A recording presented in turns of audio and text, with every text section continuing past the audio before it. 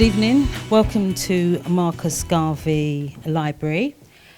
We are here to celebrate Black History Month, and we are very fortunate to have a panel sitting on the sofa of black men, black entrepreneurs who are, their businesses in Haringey, started in Haringey, who are going to share their stories about digital media. And it's not just going to be about the normal business. When you go to like a business meeting or conference, they're going to be sharing their personal journeys, how they started their business, how they're growing their business, and how their businesses are impacting on the community. Just a little history. So how many people in the room are actually from Tottenham? Okay, we've got some good representation today, and that's excellent.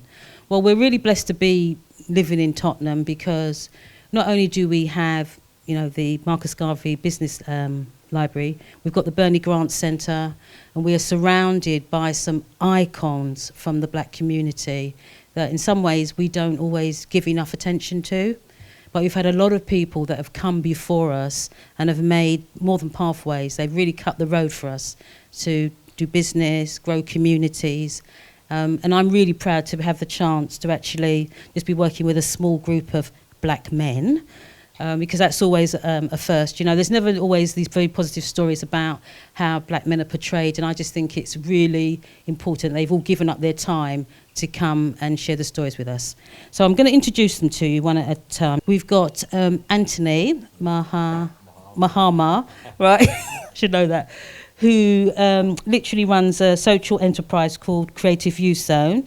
It's a social enterprise. And we then have Adrian Adams. Adrian runs a We Care Homes. He's in social care, and he's going to be telling us all about how digital media has helped him and what he's doing with the community. And then we have got Dundee, and Dundee runs the Music Rise, okay. And then we've got Tilo Vasilou. Did I say it right? Okay. Tilo Vasilou. And Tilo actually runs the creative agency, which is a fashion creative, and he's going to be telling us all about what he's doing, which is really interesting. Patrick runs Paddy Cakes, and it's all about the flavour. As he says, you know, he's created cake where cake meets art. That's right. So he's going to be telling us about that.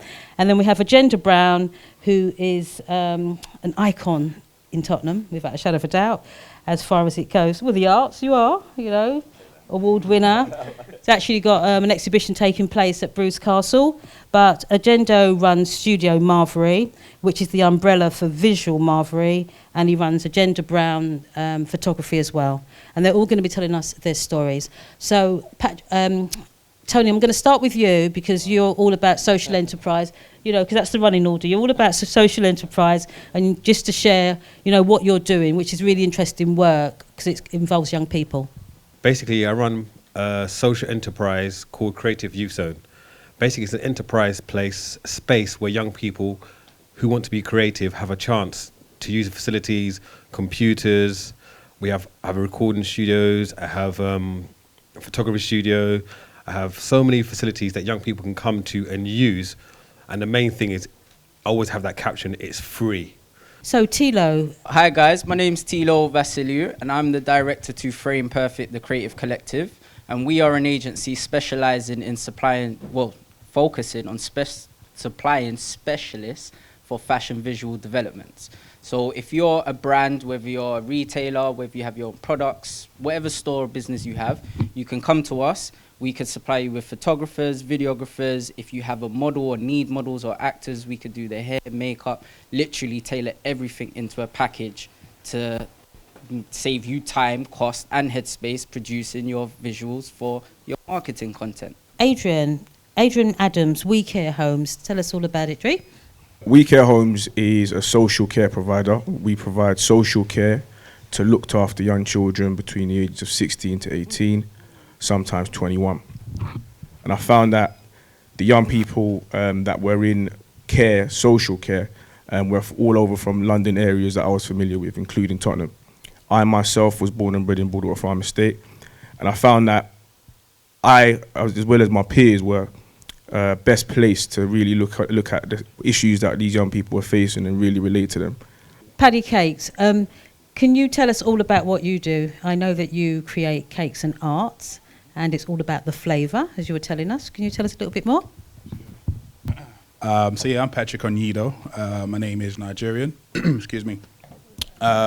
Brief background on Paddy Cakes, how we started and where I'm from. Grew up in Tottenham, schooled in Northumberland Park School. I'm sure if you guys are aware of Northumberland Park. Finished off in John Loughborough, where I met this young lady over there. I did 2 years, and then John Loughborough got shut down afterwards, didn't it? So that's the history behind my school. Growing up in Tottenham, Northumberland Park, played basketball for Haringey Warriors, professionally, semi-pro. Injuries, went to university, computer science degree. How Paddy Cakes started, we started in 2015. She sort of said, listen, your cakes are amazing, they taste great, but they look terrible. You know, they were horrible to look at. So what did we do? So I went on a little short course on how to sort of decorate cakes and cut it, level it, fill it up. And we started, and I took a cake to Brown Eagles in Tottenham High Road and just sat there for like 20 minutes and just saw people's reaction to the cake I supplied, and it was great. So we're going to go over to Dundee, who's going to tell us all about the music industry and digital media. I run 2 music studios in Tottenham Hill, and working with my friend over here, Adrian. He works in social care, so I mean, one of the person that he works with told me to come down, and I came down to talk to some of the young people that was there, and the young people didn't want to engage in like no activities. They don't want to go to school. They're kicked out of school. They don't really want to engage, but some of them recognize me when they see me, and they wanted me to be like a mentor for them. So I decided to start a company called Music Rise and kind of get the young people out of the house, take them to my studio, mentor them, show them how it is to be an artist. And obviously, because a lot of artists come to my studio, I teamed up with some tutors. So what we did was we do 1 hour English, 1 hour maths, and then after that, we get them to do music. Visual Marvery and a gender brand photographer. Okay, brilliant. So would love to hear your story as well. My story is a bit long, so I'm going to try and keep it as short as possible.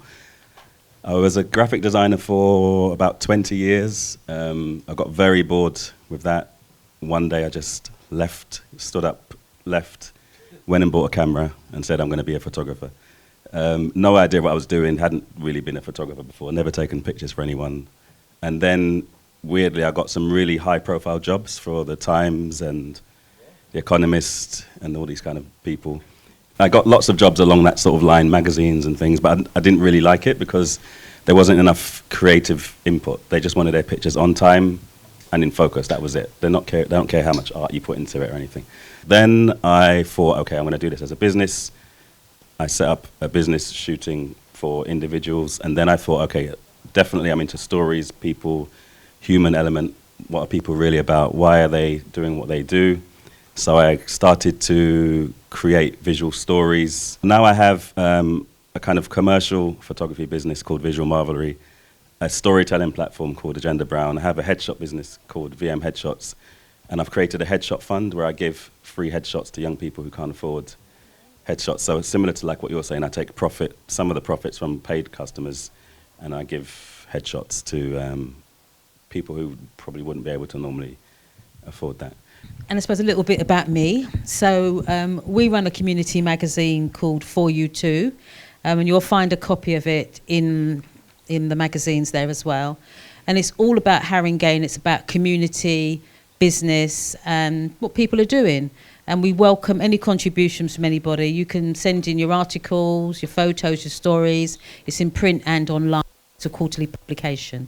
So you can find us at www.foryou2newsmag.com. So we just want to call Nicola Moore. Where is Nicola? Come on, Nicola, you're hiding. No, I'm so grateful. Literally in about 4 weeks, we've turned around this event with no money. And literally, just as I say, it's a start to something, hopefully, and a conversation that we can keep building on with business support. Just to let you guys know, there's Michaela here as well. I have to shout out Michaela, so maybe you can come up and say something after if you feel like. But you'll see the boards here on the side with Michaela's beautiful portrait. Basically, the reason I'm even here trying to do this is because I'm running a startup program. so for businesses. So if anybody's interested on that side, some of you have been to the workshops already, but otherwise, as I say, we're trying to create something local, not just corporate business workshops, but trying to see how we can knowledge share together so that we don't have to pay extra money to go to corporate kind of courses, because, as you say, we can network with each other. And that's kind of the idea of hopefully what we're doing, is also creating a space where everybody can connect. Michaela, do you want to say a few words? I run a community interest company, and we use sports to empower young people. And basically, why I'm here, stories were amazing, really inspired. But it is to really sell what the British Library is also doing for businesses. So I was part of their Scale Up program, and it was amazing. The amount of money that you got in terms of them putting you on courses and the support that you got is amazing. So I've been doing my business almost 10 years now, and I've kind of like just gone on and just learned on the job, but here it really helped me to refine it and then really get my business structure and look at the development. I travelled to King's Cross to get this from the actual British Library, and the fact that they're now doing it in our local libraries is a godsend. It's free of charge. I would recommend anybody to come down, share the information, use the services, because it's here to utilise, and look at all of these great businesses which are local. So it's all out there. All we need sometimes is the support, and the support is here. Thank you very much, everybody. So we're going to take some questions now. I'm a milliner. I have the website built. I have a milliner, not a millionaire, a milliner. I make hats. So this is one of mine. Because everybody usually says millionaire, no milliner. So I make hats. As I said, I'm Priestley and West, and what I find is, I'm just talking as it is. My own people aren't buying my hats. The question is, what's wrong? What am I doing wrong? Because you got Ascot, they're wearing them in Ascot, they're wearing them, and I can't really see my own in my creation, and it's killing me. As an older man, I'm learning from the younger heads. I'm really moved by the wisdom what's been shared here. But my question, I've got many questions, but only one question because of time, is that I do feel that you should be going to the schools and doing workshops among young people. So I don't know if that's something you're looking to do in the near future, actually going into the schools and so forth. But I'm really moved by what's been said here. It's really interesting to hear that, you know, digital marketing and digital media is actually playing such a significant part in business. You guys have mentioned about social media, what platforms, etc.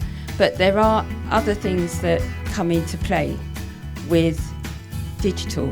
But what else have you used in the e-commerce side to actually help your business? So that was one question.